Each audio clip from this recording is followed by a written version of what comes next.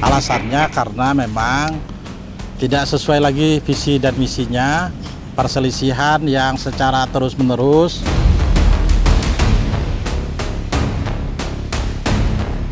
Ya, beberapa hambatan, ya hal seperti ini juga pernah terjadi sebelumnya dalam pernikahan kami itu.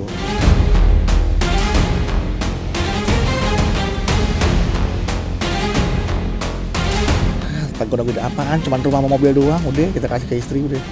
Udah semua kasih ke istri. Saya cuma dikasih ATM kosong.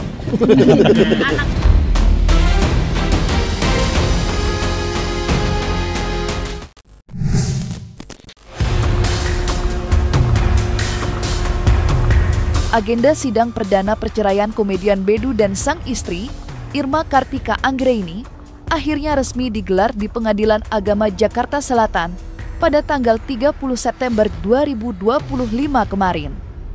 Dan dalam persidangan kemarin, Bedu tampak hadir secara langsung dengan menggandeng tim kuasa hukumnya. Berbanding terbalik dengan pihak sang istri yang memutuskan untuk tidak menghadiri persidangan. Perceraian Bedu memang berhasil mencuri perhatian. Bagaimana tidak, sempat beredar kabar kalau Bedu memutuskan berpisah karena faktor ekonomi.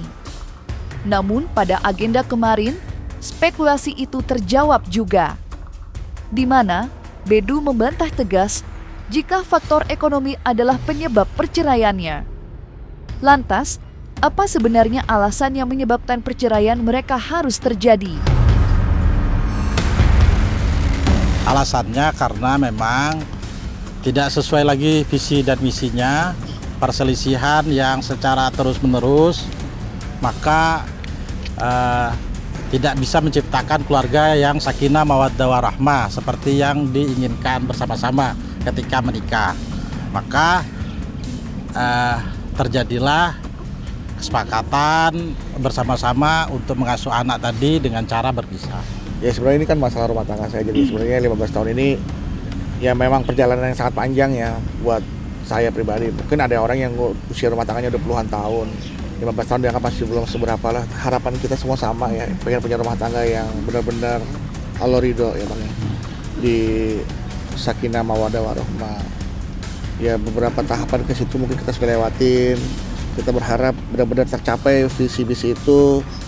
Tapi ya beberapa hambatan, ya hal seperti ini juga pernah terjadi sebelumnya dalam pernikahan kami itu. Ya seperti yang saya pernah katakan di media sebelumnya bahwa memang sabar tidak ada batasnya. Tapi kita sebagai manusia, ya Allah ciptakan kita, semua yang Allah ciptakan itu ada ukurannya. Bahkan kemampuan manusia bersabar pun ada batasannya. Jadi gitu loh sebenarnya ya, memang sabar tuh berat ya, karena kenapa? Karena hadiahnya surga, betul ya. Tapi saya ingin sabar dalam hal lain. Ya mungkin ini bukan saya nggak sabar ya, tapi ini kita mencoba cari solusi. Yuk sama-sama kita bersabar. Kita cari solusinya adalah dengan cara ya seperti ini gitu kan. Khawatir apa? Khawatir masalah-masalah yang lama terulang lagi, nanti akhirnya rumah tangga kita berjalan dengan cara-cara seperti ini lagi. Jadi ya udah sama-sama sepakat deh yuk kita berdamai dalam situasi yang seperti ini. Istri juga menyetujui abangnya. Semoga ya setelah ini nanti jika ini berjalan lancar, niscaya Allah ya pokoknya doakan saja yang terbaik buat kita ya. Semoga Allah kasih juga yang terbaik buat kami berdua. Dalam agenda sidang perdana kemarin, memang terkuak sejumlah fakta di balik kandasnya kisah pernikahan yang dibina komedian bernama Asli Harapdu Thohar itu. Salah satunya terkait dengan apa yang sebenarnya terjadi sampai kata talak dan perceraian harus terucap dari mulut Bedu. Dan bukan hanya itu, kemarin telah terungkap pula bahwa Bedu dan sang istri benar-benar sudah menyepakati perceraian ini. Bulat keputusan untuk bercerai tentu tidak ditampilkan Bedu dengan ucapan saja. Pasalnya, ia pun sudah ikhlas menyerahkan semua harta benda yang ia miliki kepada sang istri. Contohnya, seperti rumah dan mobil pribadi. Bedu bahkan sedikit melempar lelucon. Kau dirinya pergi hanya membawa ATM kosong tak berisi. Memang terdaftar itu cerai gitu. Perkaranya. Judulnya terdaftarnya perkaranya cerai talak aja. Perpisahan yang secara baik-baik ini sudah disepakati antara Bang Bedu dengan istrinya untuk bisa mengembangkan pendidikan, pengasuhan anaknya nanti ke depan. Jadi perpisahan ini dilakukan secara baik-baik. Teknologi apaan? Cuman rumah sama mobil doang, udah kita kasih ke istri udah. Udah semua kasih ke istri. Saya cuman dikasih ATM kosong. Alhamdulillah maksudnya saya sudah serumah lagi gitu kan. Saya ditampung sama abang saya ini di Cibubur sama Bang Abi. Ya, jadi saya sudah memang tidak serumah lagi. Dan, tapi walaupun saya sudah tidak serumah, ya saya masih ngisi token listriknya di rumah. Sejak saya meninggalkan rumah. Ya sejak Jakarta juga tahu lah saya kapan. Enggak, maksudnya ya itu peristiwa ini sudah lama sih berlalu gitu. Kalaupun saya harus pulang ke rumah, saya juga mohon maaf udah tidak lagi satu kamar. Asuh anak ya kita bikin enak aja lah. Kita kan sama-sama membesarkan. Kita akan sama-sama membesarkan, mendidik, merawat, memberikan kasih sayang tanpa berkurang sedikit pun, gitu kan. Jadi intinya doakan saja sekali lagi yang terbaik buat saya, ya buat kita semua. Semoga kita bisa diberikan keluarga yang sakinah mawaddah warahmah. 15 tahun sudah, Bedu dan sang istri menjalani kehidupan rumah tangga bersama. Berbagai cobaan tentu sudah dilewati satu persatu. Namun sayang, akibat perbedaan visi dan misi, bahtera rumah tangga mereka harus berakhir di tengah jalan. Kandas begitu saja meninggalkan jutaan tanda tanya. Khususnya terkait faktor ekonomi yang berulang kali dikait-kaitkan dalam drama perceraian mereka. Apalagi sudah diketahui pula kalau belakangan ini Bedu memang tidak jauh dari isu-isu kurang enak seputar ekonomi. Lantas, seperti apakah psikolog menanggapi perceraian Bedu, serta sederet misteri yang mengikuti dalam kacamata psikologi? Kalau dilihat dari sudut 13 tahun, kan suatu perceraian bisa saja dalam waktu beberapa hari, beberapa tahun, beberapa puluh tahun, itu semuanya bisa terjadi kan. Jadi tergantung alasan apa, kapan alasan itu timbul. Alasannya tidak mau membawa anak istri untuk hidup susah karena sedang bangkrut. Di situ apakah ada sesuatu di mana dia harus membayar utang? Dan akhirnya utangnya itu juga harus ditanggung oleh istrinya karena perkawinannya tidak bisa harta. Itu kan kalau memang karena ya nanti harta istrinya nanti ikut dibawa, mungkin saja ada kesepakatan di antara mereka. Kita lebih baik pisah supaya kehidupan anak itu terjamin. Atau ada alasan lain. Jadi kembali lagi bahwa di sini tidak ada suatu keterbukaan dalam hal apa yang menyebabkan semua ini terjadi. Yang ada hanya sepintas lalu saja supaya anak istri saya tidak ikut susah. Kalau memang dia takut bangkrut, ya jelas dia dalam keadaan stres. Bagaimana mungkin dia tidak stres? Tapi kenapa kok istri dan anaknya tidak mau diajak? Apakah betul-betul itu ikhlas sepenuhnya supaya anak tidak terbawa atau tidak terbawa secara finansial sehingga anak tetap hidupnya lebih terjamin daripada kalau misalnya harta istrinya akan terbawa bangkrut juga. Kita lebih baik tidak memberikan suatu kesimpulan sebelum kita menilai lebih banyak, sebelum kita tahu lebih banyak. Entah apa yang sebenarnya terjadi di belakang layar hingga perceraian harus terjadi di usia pernikahan yang tak lagi muda. Namun yang pasti, pihak Bedu sudah menegaskan Kalau alasan dari perpisahan ini adalah perbedaan visi dan misi yang cenderung menghadirkan konflik dan mengganggu keharmonisan rumah tangga. Lantas, seperti apakah penjabaran seorang ustadz terkait pandangan agama Islam soal ketidakcocokan yang menjadi alasan dari perceraian? Kata Allah, wa'ashiruhunna bil ma'ruf.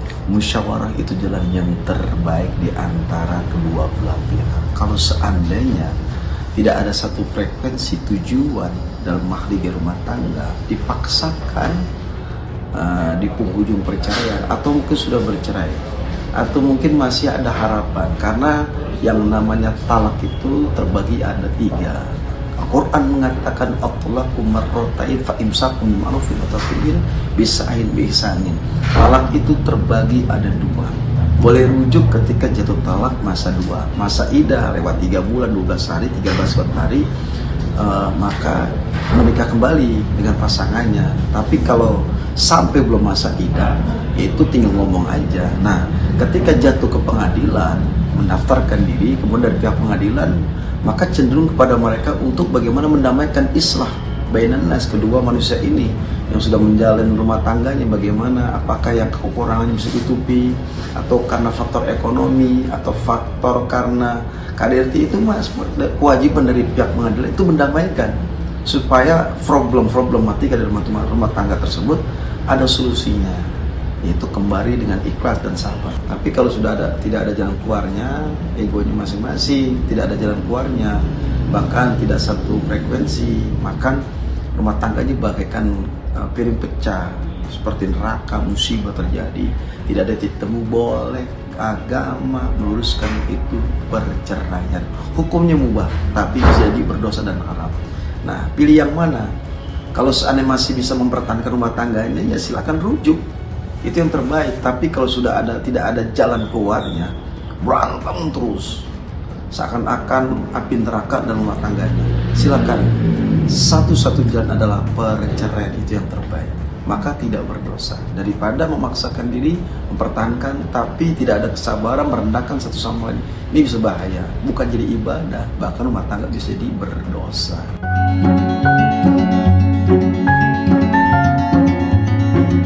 Sementara itu, Andre Taulani selaku rekan Bedu dari panggung komedi juga tengah merasakan kisah pahit kandasnya rumah tangga.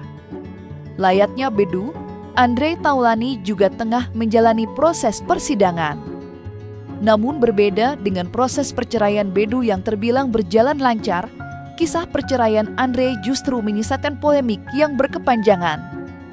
Seperti diketahui, Andre sampai dipaksa untuk melayangkan gugatan cerai sebanyak 4 kali, lantaran selalu ditolak pihak pengadilan agama.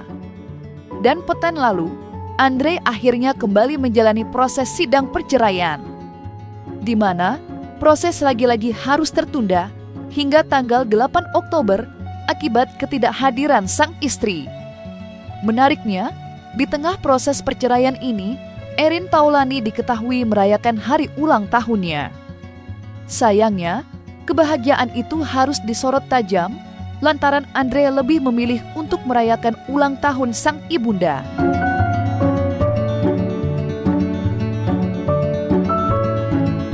Idea sebenarnya. No, I don't. Don't ask AI, bro. Like, I'm not asking AI. I'm asking my friend. Ate yang hadir sidang pertama itu kuasa hukum dari Ate. Nah, kalau Ate-nya sendiri tidak hadir. Kemudian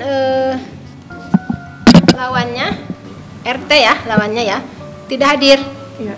Jadi sidangnya ditunda ke tanggal 8 Oktober 2025 untuk memanggil kembali pihak lawan atau RT ya untuk upaya perdamaian. Belum mediasi. Kalau mediasi itu kalau sudah hadir dua-duanya di persidangan baru mediasi. Prinsipal sendiri untuk Bang Andre Taulani nggak hadir di sini? Mewakili ke saya itu hari ini tidak hadir. Oh, tidak hadir. Informasinya dari luar kota, di luar negeri, saya nggak tahu. Mereka kan beliau ini kan sibuk ya. Ya ini pure cuman ini aja, hanya cerai talak aja, tidak ada yang lain. Kalau di sana bukan masalah diterima atau tidaknya, di sana kan belum masuk pokok perkara ya, karena kesini kan masih terkait kewenangan mengadilin ya, terkait daripada kesehariannya di sini. Kebetulan kan si T ini informasi yang didapat berdasarkan daripada permohonan yang sebelumnya kan mengatakan domisilinya dan keseharian di sini. Maka secara otomatis kita ajukan di sini aja sesuai dengan keinginannya seperti itu. Oh, spesifik nantilah itu mah ke depannya. Saya tidak mau berbicara terkait pokok perkara ya dalam hal ini. Nanti yang bersangkutan langsung yang menjelaskan lebih detail. Ini mungkin yang terbaik ya, karena keputusan kan tidak diambil secara mendadak. Tentu sudah dipikirkan matang-matang dan tentu juga sudah mengalami proses yang namanya saling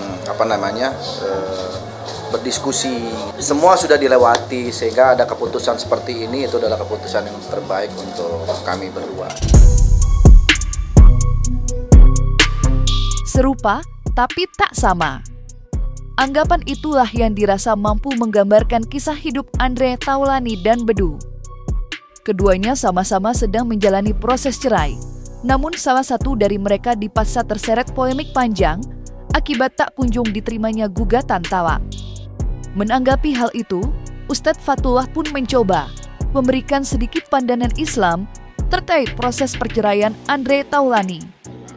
Lantas, seperti apakah penjelasan Ustadz Fatullah? Kita bicara 4 kali mengatakan talak kepada istri itu sudah sah. 3 talak ini tuh talak bain, talak kubro yang nggak boleh mereka rujuk dan haram hukumnya untuk bersetubuh layaknya sebagai suami istri. Udah nggak diperbolehkan. Kalau talaknya 3 hampir lagi 4 kali, maka mereka yang perempuannya harus menikah dengan laki-laki yang lain, boleh rujuk kembali. Dan ini solusi agama kita. Kenapa kata talak itu tidak diperbolehkan? Na'udzubillah. Nah, kemudian ketika 4 kali mengatakan talak, katakanlah saya talak kamu, sudah ada titik ketemu, maka kedua belah pihak ya berpisah dengan baik-baik. Berpisah dengan baik-baik, tetap ada menjalin kewajiban silaturahim, menjaga, menutup aib satu sama lain. Ini penting nih. Kadang ketika selesai rumah tangganya, ada perceraian dan pengadilan sudah mengesahkan mereka berpisah, bercerai, maka tutup aibnya, tutup keburukannya, kekurangan, biarlah berpisah dengan baik-baik, ada jalin silaturahim. Maka pengen lakinya balik nih umpamanya kepada, masih ada rasa cinta kepada istrinya, tapi kalau udah talak 4 kali kagak bisa, untuk balik kembali kagak bisa, hukumnya haram. Makanya talak itu ada yang talak mutlak, ada talak yang diharamkan oleh Allah. Nah, ketika talak yang 3 ini balik, maka hukumnya haram. Kalau talak hukumnya mubah, siapapun boleh untuk mencerai. Tapi kalau jangan main dengan talak, mau bercanda kah, mau serius kah, nggak boleh, tidak diperbolehkan dalam syariat agama kita, agama Islam. Lalu dengan anak bagaimana? Yang namanya anak sampai akhirat. Anak bagaimanapun tetap anak, kewajiban untuk mendidik, memberikan gizi, pakaian yang baik, nafkah yang baik, perhatian yang baik, itu sepenuhnya daripada kedua orang tuanya.